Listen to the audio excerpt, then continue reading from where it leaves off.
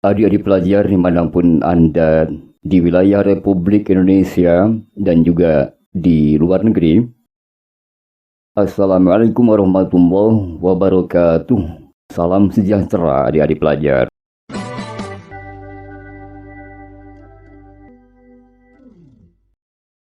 Adik-adik pelajar, Universitas Indonesia UI telah menjadi pionir dalam inovasi dan pengabdian masyarakat, khususnya dalam mencetak lulusan yang berwawasan global.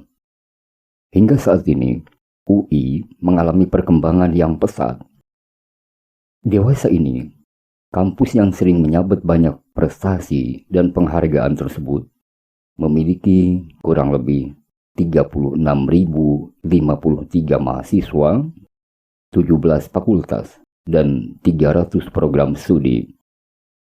Dengan mengusung moto Veritas, Probitas, Iustitia, atau kebenaran, kejujuran, keadilan, UI terus berupaya menjadi perguruan tinggi terbaik di Indonesia. Berikut akan kakak kisahkan sejarah salah satu fakultas yang berada di Universitas Indonesia, sejarah Fakultas Kedokteran Universitas Indonesia FKUI. Pepatah mengatakan bahwa pelajaran terbaik dapat diambil dari sejarah, historia vitae magistra. Sejarah pula yang membuktikan bahwa kalangan intelektual medis turut berbakti dan memiliki kontribusi besar dalam perjuangan merebut kemerdekaan Republik Indonesia. Bertolak dari hal itu pula, Fakultas Kedokteran Universitas Indonesia dapat berdiri sampai sekarang. Banyak para pejuang kemerdekaan berasal dari kampus perjuangan ini. Bagaimana sebenarnya adik-adik napaktilas sejarah FKUI? Sejarah Fakultas Kedokteran Universitas Indonesia FKUI tidak terlepas dari sejarah pendidikan dokter di Indonesia yang dimulai sejak zaman penjajahan Belanda. Adapun momentum pendidikan kedokteran di Indonesia lahir pada tanggal 2 Januari 1849 lewat keputusan Gubernemen nomor 22. Ketetapan ini menjadi titik awal penyelenggaraan pendidikan kedokteran di Indonesia, atau istilahnya ketika itu adalah Netherlands India, yang ketika itu dilaksanakan di Rumah Sakit Militer. Selang 2 tahun kemudian, tepatnya pada bulan Januari tahun 1851, dibuka sekolah pendidikan kedokteran di Weltevreden dengan lama pendidikan 2 tahun dan jumlah siswa 12 orang. Titik terang semakin terlihat ketika lulusan sekolah tersebut digelari Dokter Jawa melalui surat keputusan Gubernemen tanggal 5 Juni tahun 1853 nomor 10. Namun sayangnya, meski diberi titel dokter, lulusan sekolah tersebut hanya dipekerjakan sebagai mantri cacar. Nyaris 10 tahun lamanya, dokter-dokter Indonesia harus menunggu untuk memperoleh wewenang lebih dari sekadar mantri cacar. Pada tahun 1864, lama pendidikan kedokteran diubah menjadi 3 tahun, dan lulusan yang dihasilkan dapat menjadi dokter yang berdiri sendiri, meskipun masih di bawah pengawasan dokter Belanda. Sejarah kembali bergulir dan mencatat pertambahan waktu studi dokter Indonesia. Tahun 1875, lama pendidikan dokter menjadi 7 tahun, termasuk pendidikan bahasa Belanda yang dijadikan sebagai bahasa pengantarnya. Lebih dari 20 tahun kemudian, tepatnya pada tahun 1898, barulah berdiri sekolah pendidikan kedokteran yang disebut dengan STOPHIA, School of Opleiding for Indische Artsen. Para alumni ketika itu disebut dengan Inland Arts. Lama pendidikan kembali bertambah menjadi 9 tahun pada tanggal 1 Maret tahun 1902. sekaligus juga mengiringi berdirinya gedung baru sekolah kedokteran di Hospital Way atau sekarang di Jalan Dr. Abdurrahman nomor 26.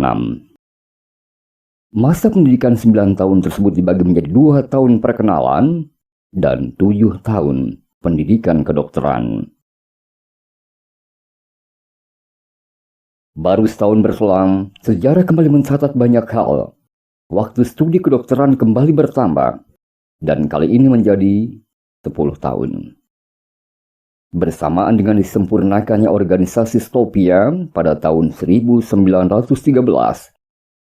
adapun 10 tahun masa studi ini terdiri dari 3 tahun perkenalan dan 7 tahun pendidikan kedokteran. Nama alumni juga berubah menjadi Indice Art pada waktu itu. Masih pada tahun yang sama, dibuka pula sekolah kedokteran dengan nama NIAS atau Netherlands Indice Art School di Surabaya. Untuk memantapkan kualitas lulusan dalam hal praktik, maka pada akhir tahun 1919 didirikan Rumah Sakit Pusat CBZ atau Centrale Burgerlijk Ziekenhuis, kini disebut RSCM, yang dipakai sebagai rumah sakit pendidikan oleh siswa Stopia. Kampus dengan dominasi warna putih yang ada saat ini tercatat selesai dibangun sekitar tanggal 5 Juli tahun 1920. Pada tanggal yang sama pula, seluruh fasilitas pendidikan dipindahkan ke gedung pendidikan yang baru di Jalan Salemba 6. Adik-adik pelajar, pada masa itu, Stopia dan NIAS atau NIAS tetap ada, namun periode pendidikan kembali menjadi 7 tahun dengan penghapusan masa perkenalan selama 3 tahun. Konsekuensinya adalah lulusan yang dapat diterima di kedua sekolah tersebut tidak boleh lebih rendah dari tingkat MULO, Meer Uitgebreid Leser Onderwijs, bagian B. Pada tanggal 8 Maret 1942, tanpa diduga-duga masa kolonialisme Belanda di Indonesia berakhir. Ketika itu Belanda bertekuk lutut di bawah kaki tentara Jepang, sekaligus menandai masa pendudukan Jepang di Indonesia. Kontroversi pun terjadi di kalangan mahasiswa kedokteran. Sebagian menyambut, sebagian lainnya menentang negara Asia Timur itu. 2 mahasiswa GHS, Sujatmoko dan Sudarpo, memilih untuk menunggu. Sementara masa lainnya dipimpin oleh Khairul Saleh dan Aziz Saleh pergi ke Tangerang untuk menyambut kedatangan Jepang. Meski demikian, kelompok mahasiswa itu tetap bersatu untuk menjamin berdirinya sekolah kedokteran. Adalah inisiatif seorang mahasiswa NIAS bernama Sujono Martoswoyo yang memampukan sekolah kedokteran dapat kembali berdiri setelah sempat ditutup selama 6 bulan. Dengan dibantu perwakilan mahasiswa Jakarta Surabaya serta didampingi oleh Dr. Abdul Rosid dan beberapa dosen, Suyono mengajukan penggabungan konsep kurikulum ex-GHS dan ex-NIAS. Prof. Ogira Eiseibuso, yang ketika itu menjabat sebagai Kepala Kantor Kesehatan Pemerintahan Militer Jepang, ternyata menyetujui proposal tersebut. Menindaklanjuti hal tersebut, Komite Pendidikan segera dibentuk. Selain untuk mengembangkan kurikulum pendidikan kedokteran, juga mempromosikan staf pengajar untuk menjadi dosen, asisten dosen, dan guru besar. Bersamaan dengan itu, terbentuk pula komite yang terdiri dari mahasiswa Jakarta, di antaranya Kustejo, Kaligis, dan Imam Suyudi, serta mahasiswa Surabaya misalnya Eri Sudewo, Suyono, Akagani, dan Ibrahim Irsan. Komite ini mengembangkan rencana untuk menggabungkan ex-GHS dan ex-NIAS menjadi sekolah kedokteran dengan lama pendidikan 5 tahun. Penyesuaian penerimaan siswa pun dilakukan untuk menunjang sistem pendidikan tersebut. Akhirnya, pada tanggal 29 April tahun 1943, sekolah kedokteran bernama Ika Daigaku dibuka sebagai hadiah dari pemerintahan Jepang untuk Indonesia dengan Profesor Itagaki sebagai dekan fakultas.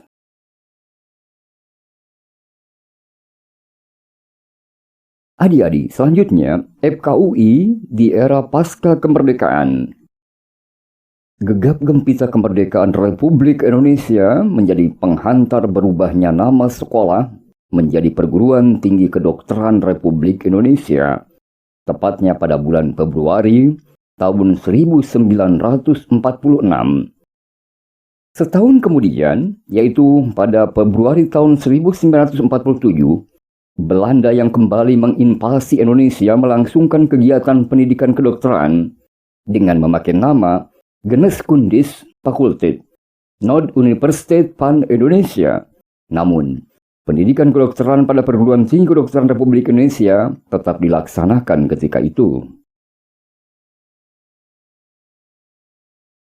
Tercatat pada sekitar tanggal 2 Februari tahun 1950, kedua institusi itu melebur menjadi satu. Perguruan Tinggi Kedokteran Republik Indonesia dan Geneeskundig Fakulteit Noord-Universiteit van Indonesia digabung dan disatukan dengan memakai nama Fakultas Kedokteran Universitas Indonesia, FKUI. Penyatuan tersebut turut dipelopori penyerahan kedaulatan dari pemerintahan Belanda kepada pemerintah Republik Indonesia.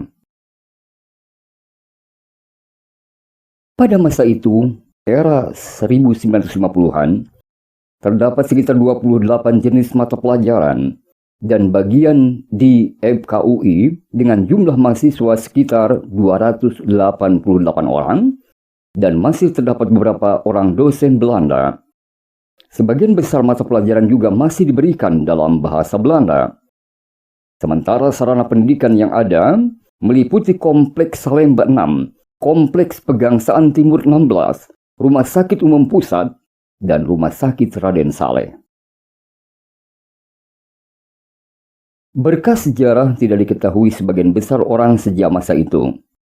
Beruntung, ada Perhimpunan Sejarah Kedokteran Indonesia, Persekin, atau Indonesian Medical History Association, yang mendalami mengenai perjalanan kaum intelektual medis di negeri ini.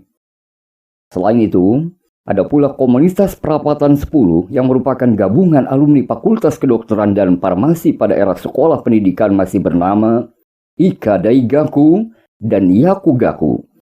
Adapun Perapatan 10 diambil dari nama asrama yang memang berlokasi di Jalan Perapatan nomor 10, Jakarta. Yang menggelitik dari komunitas ini ialah jejak langkah para alumni yang mencetak sejarah tersendiri.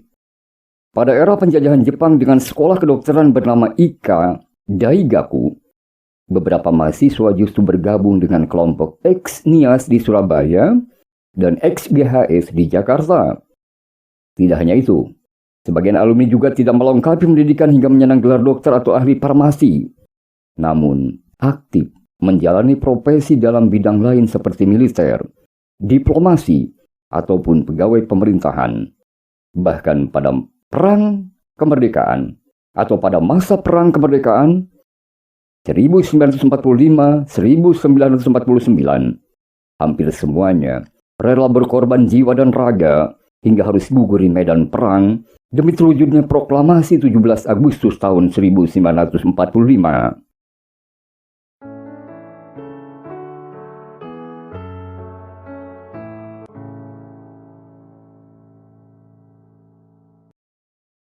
Adik-adik pelajar, pada perkembangan selanjutnya, modernisasi merambah kaum intelektual medis di Indonesia sekitar tahun 1946 dengan waktu studi kedokteran selama 7 tahun. Kemudian dibukanya Noord-Universiteit van Indonesia menjadi gema pertama yang menandai dimulainya era modern tersebut, yang dilanjutkan dengan berdirinya Perguruan Tinggi Kedokteran Universitas Gadjah Mada di Klaten tahun 1949. Dan uniknya, walaupun tercatat kurikulum resmi selama 7 tahun, mahasiswa ternyata dibebaskan untuk menentukan sendiri lama masa studinya. Ini menarik. Bahkan, bila sang siswa telah siap ujian, tanggal ujian pun dapat ia tentukan sendiri. Tak mengherankan bila periode ini disebut sebagai masa studi bebas, pre-study atau pre-study study. Selang beberapa waktu kemudian, Indonesia terpaksa menelan pil pahit kekurangan tenaga pengajar medis setelah dipulangkannya banyak staf pendidikan kedokteran bangsa Belanda pasca kemerdekaan. Pendekatan dengan University of Carolina San Francisco, UCSF, dilakukan oleh Prof. Sutomo demi mengatasi masalah ini. Dan akhirnya, setelah negosiasi panjang selama bertahun-tahun, kurikulum baru dapat juga disusun dengan bantuan UCSF pada tanggal 12 Maret tahun 1955. Adapun kurikulum ini memiliki lama studi selama kurang lebih 6 tahun dan disebut dengan studi terpimpin, guide study. Sistem pendidikan baru tersebut terdiri dari 1 tahun pelajaran pre-medik, 2 tahun pelajaran pre-klinik, 2 tahun pelajaran klinik, dan 1 tahun internship. Pada sistem kurikulum tersebut memasuki tahun keempat, mahasiswa akan menjalani rotasi klinik di Departemen IPD dan IKB masing-masing selama kurang lebih 12 minggu.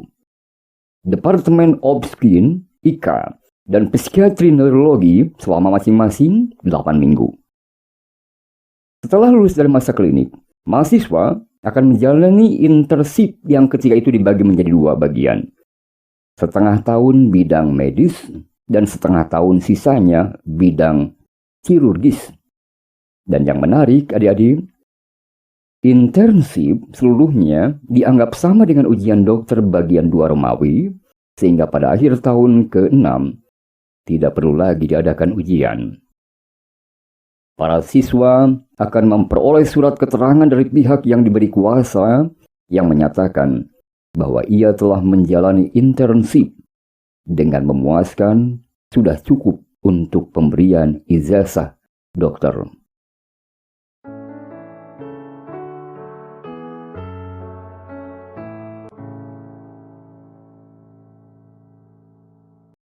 Adik-adik pelajar, metode pengajaran tersebut bertahan kurang lebih 27 tahun. Sejarah kembali ditorehkan pada tahun 1982 ketika CHS atau Consortium of Health Sciences menerbitkan KIPD. Hal-hal yang ditetapkan dalam KIPD 1 tersebut sontak diterapkan departemen-departemen, yakni mengenai tujuan instruksional umum atau TIU atau General Instructional Objectives dan tujuan perilaku khusus atau TPK. TPK sendiri pada prinsipnya merupakan kurikulum yang diterapkan sejak tahun 1955. Disiplin based curriculum kemudian menjadi penjuru sistem pendidikan kedokteran masing-masing departemen yang berpedoman pada KIPD 1 dengan melalui pendekatan aspek kognitif, psikomotor, dan perilaku atau attitude.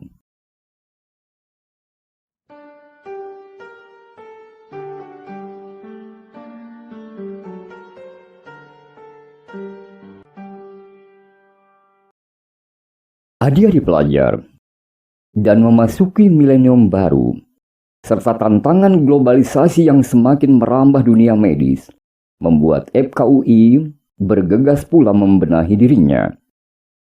Puncaknya, pada tahun 2000, fakultas ini menjadi hibah kompetisi QWP, yang lantas menjadi lokomotif perubahan kurikulum. Hasilnya adalah kurikulum fakultas atau Kurpak 2005 yang menggebrak berbagai sistem lama serta menghasilkan perubahan struktur organisasi sekaligus tata nilai di FKUI. Yang kami maksudkan adalah perubahan paradigma dan pola pikir, bahwa sebelumnya seorang pakar yang dianggap memiliki keterampilan tertinggi seakan diberi beban untuk memberi kuliah bagi mahasiswa. Sejak adanya kurva yang merampingkan jam kuliah ini, filosofi itu lambat laun memudar. Kurikulum tersebut menuntut staf pengajar untuk bertindak sebagai fasilitator atau sama dengan sebutan tutor di fakultas kedokteran lain, yang tentunya menjadi elemen penting dalam pendidikan dokter. Mengapa adik-adik dianggap penting? Karena fasilitator akan menjadi aktivator atau bahkan provokator yang dapat memprovokasi mahasiswa untuk belajar. Dengan demikian, menjadi staf pengajar tidak lagi identik dengan terbebani menyiapkan kuliah dan menjejali berupa ilmu kepada mahasiswa. Akan tetapi, berpartisipasi dalam mencetak dokter-dokter yang unggul, yang memiliki jiwa kritis, juga kreatif, dan inovatif.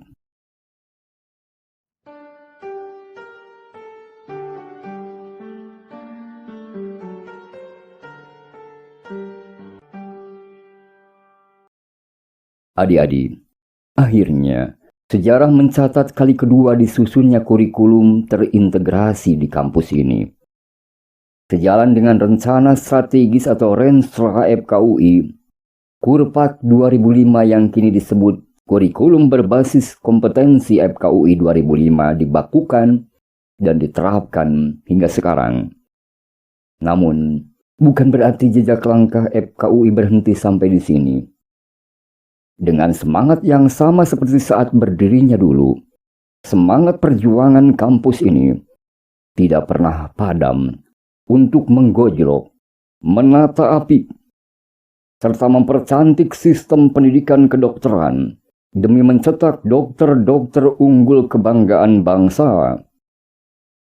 Karena bagi fakultas ini, bahwa kesehatan paripurna rakyat Indonesia akan terus diperjuangkan sampai kapanpun. Demikian, adik-adik pelajar yang budiman. Mohon maaf atas segala kekurangannya.